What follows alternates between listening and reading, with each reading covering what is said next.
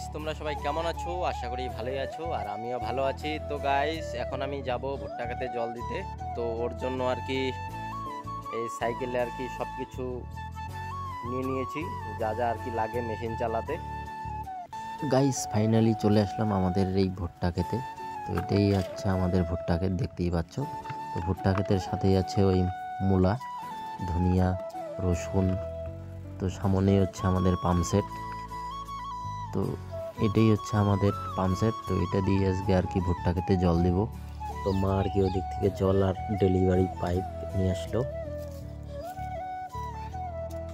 তো গাইস, এরকম পাম্পসেট কাদের কাদের বাড়িতে আছে তোমরা কমেন্টে জানাও। আর এরকম পাম্পসেট যাদের আছে তারা তো জানোই।